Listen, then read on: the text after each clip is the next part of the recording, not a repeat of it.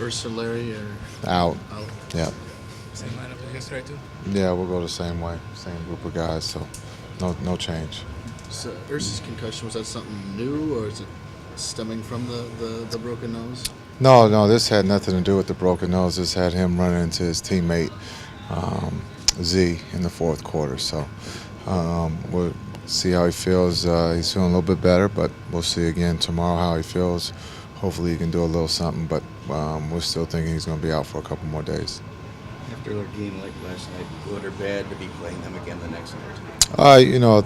Win by one or win by 15, you get another crack at one of the best teams in the East. So we got to, continue to stay hungry, continue to keep playing hard because we know that they're going to come out and play hard and execute their plan. They're still one of the hottest teams in the league, and they play well. I mean, they're well coached, so we got our hands full tonight. What is it about their style that's so effective? They play as a team. And that's simple. They shoot the three well.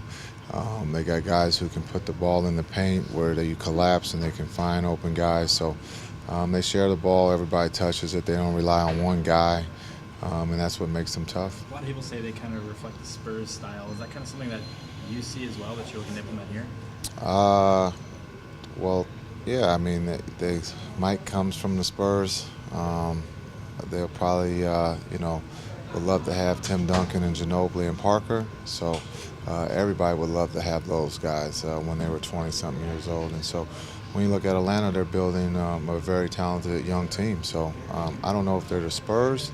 I think they would like to be the Atlanta Hawks. So and we would like to be the Milwaukee Bucks. So I think when you look at the teams that have been successful, everybody looks at the Spurs, but you can't beat the Spurs. Jason, what goes into a successful bench? Why are some teams really good and like your team and some teams just can't produce it? One, roles, understanding your role, veteran guys too. When you look at our bench, they're pretty much all vets and understand the game, and their basketball IQ is pretty high. So, and I think the biggest thing is they enjoy playing with one another. And when you get that chemistry in training camp, or you see it early in the season, you as a coach, you get lucky. And also when you look at teams that are competitive playoff teams, they tend to have, a deep team. They have a strong bench because the season is so long, and you need other guys to step up, and we've been very fortunate to have that. Did you see that early on with your team? No, we didn't see that early on because we got a lot of new pieces, and, we use the preseason training camp and the season to find out what guys can do.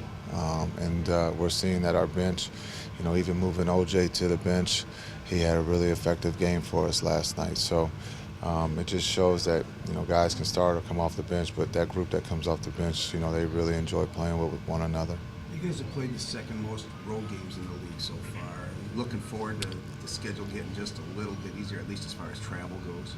Well, we leave tomorrow, so and we're gone for 4 days. So I don't know if we're gonna, and we only have one really home stand because we go to London for one game and we come back and play, I think, 3 or 4 games, and then that's really the longest home stand we have. So we play on the road, we play at home. It doesn't matter. What about how well you've played on the road? We're young, so we don't mind playing on the road or at home. We don't know any better. We just play the game of basketball wherever we're scheduled to play. Maybe being on the road is a little bit more comfortable because it's just us.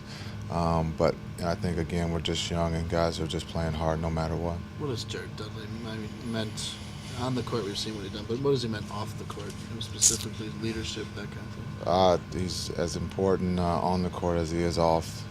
Being a guy that's been in the league on successful teams, understanding what it takes to win, the work ethic, the extra work you have to put in, the communication that you have to talk to one another. And I think that the guys see that on the floor, and then they also see it, off the floor too. Coach, how much will you emphasize just weathering that first storm? Because the Hawks are going to come out in a wave and try to really seize the momentum early. Well, we've been able to play Dallas twice and the Clippers twice within a week, so we kind of understand,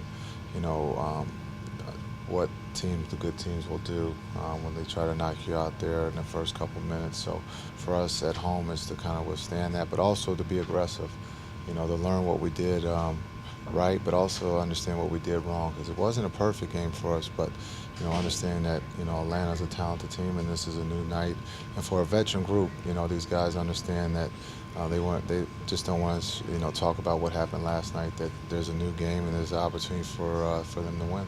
Much like what you saw from John last night going back. Yeah, I thought John was really good for the minutes that he was in, changing shots, making plays, rebounding, and also I thought getting to the free throw line. And, sometimes when you're out, free throws can be tough, and I thought he stepped up and knocked them down.